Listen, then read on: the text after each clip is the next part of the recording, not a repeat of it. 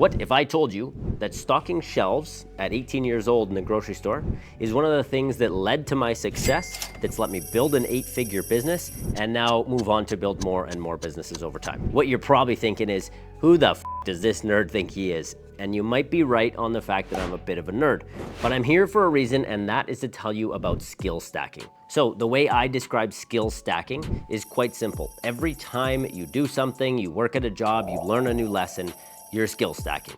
What I didn't know at the time when I was 18 years old is that I was skill stacking. So let me tell you the story of that and why this was so impactful for me. So what I would do is I worked in a grocery store every day. The shelves would get emptied out from people shopping and we would go fill them up. But throughout the day, we would also fill them up. And that's where the magic was. One thing that I noticed is that anytime inventory was low, that product would sell even more. So I would go face, as we called it, the entire row. And then as soon as somebody took one thing, I would notice that the next person would also take that one.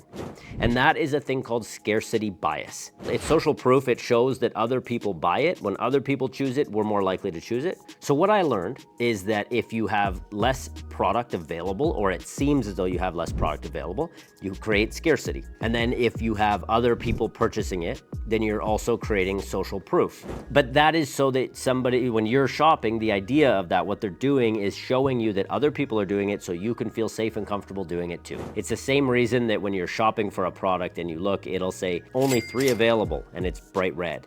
So these are 2 things that I learned through stocking shelves at a grocery store that I had no idea I was learning. So the skill I didn't realize I was stacking in that first one was a marketing skill. I was starting to understand buying psychology. So it's just a lesson that I learned. It's something that I picked up and I kind of set it there and said, okay, here's one thing that I'm gonna use later. I didn't even know I was gonna use it later.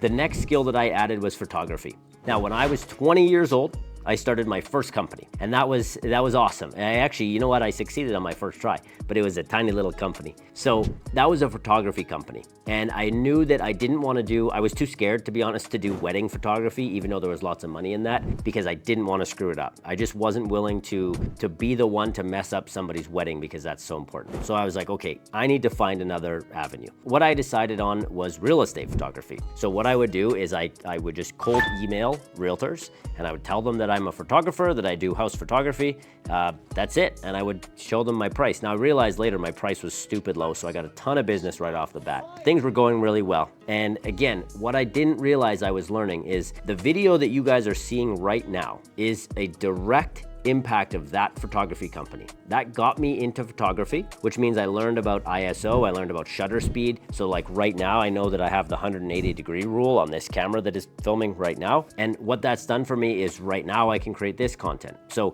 I learned some little things in there as well. I learned how to invoice people. I learned a little bit about cold calling.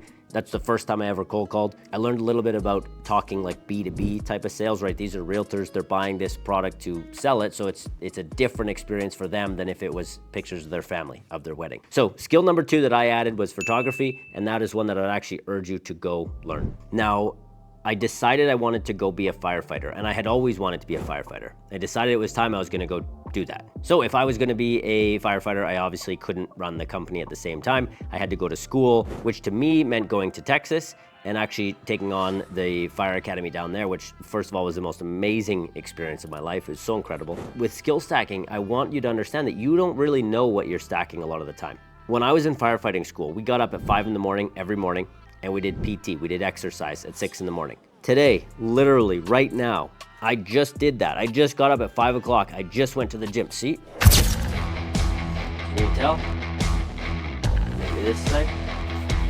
But anyways, I learned the discipline. I learned to take care of my health. I realized how important that was, how great I felt when I was doing it. When I got back from firefighting school, I went into the fire hall. There was a job posting. They were hiring for 6 positions. And I was ready to go be a firefighter. I was super excited. And I basically went in, and first of all, I learned that for the 6 positions that they were hiring, there were 3,000 applicants. And then they just straight up told me, you're too young, you have no life experience. We don't trust you to do that because you don't have any life experience. You haven't been through anything yet. So go through some stuff, go do something else, and come back in like 5 years. So I was pretty thrown off at the time, of course. I was like, well, this is crazy. I thought this was gonna be my next thing, my adventure, my life from now on. And I was basically told, no, not gonna happen.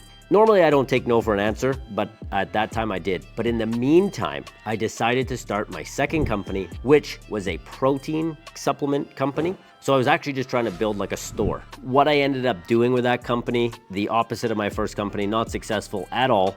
I basically bought, I think I paid $460 for a bunch of protein from other companies, and I sold it to my friends, like literally only my friends, and then I never ordered again. So you would think that because I never got it off the ground, because I never did anything with it, that I didn't really learn anything, but that's not the case at all. I actually learned some really valuable lessons. So I learned how to buy from a supplier, right? I had to buy, I wasn't just gonna go buy retail, of course. I needed to figure out how to do that. So it meant just searching the internet and starting to figure out, how do I find a supplier? And the way you find a supplier, the way you learn about an industry, the way you learn about anything, or the way I've done it and what I think is probably the best way, is you just have to first start learning the language.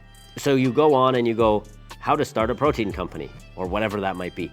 How do I buy from a supplier? And you just start learning the language, because then you know what you're searching for. It'll narrow down this path where you eventually figure out, okay, this is what I'm actually trying to do. This is the person I need to talk to. This is the language I need to use so they understand what I'm trying to do. I started learning about commercial real estate because I knew I was gonna eventually move into a building. So now I had learned how to buy or lease commercial real estate and how that whole pricing structure worked. That has come into play for me. That continues to come into play for me. Now we have multiple locations. We've got people, we've got branches all over the place. And so every time I go do a lease, now I understand that stuff. And that wouldn't be important for me anytime soon, but it was a skill that I learned, and I didn't realize that I learned it, and I'd held on to it. As I make this video, I realize how crazy skill stacking is and how it's just an important thing to pay attention to, so that you're paying attention to everything you're doing so that you can grab more skills and become more powerful in the future.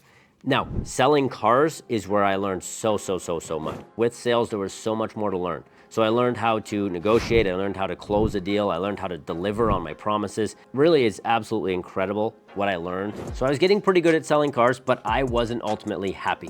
And I knew I needed to do something different. So I started reaching out to my managers and saying, hey, I want to get into the finance department. I actually didn't want to do finance at all, but I knew that it was the next step in order for me to go to being like a sales manager. Eventually I said, okay, if I can't do this here, like there's no position open, if you're not going to move me up, then I got to go find somewhere else. And ultimately that's what I did. I actually had that conversation and I quit right on the spot there, and I took off to go do the next thing. So I got into finance, but it wasn't really where I wanted to be. It was at an RV dealership and it just wasn't my jam. It was too slow paced. Everything was like, it was a sleepy job. And so I did that for a year. I learned as much as I could from it. And I did a phenomenal job. I was the top out of 50 stores, not to brag, but I was the top finance manager, had the highest profit margins out of 50 stores. I was doing well, but because I had learned all these skills, I wanted to move out of that store. I didn't want to do RVs. I wanted to get back into cars. So I quit and I said, I'm going back as a sales manager.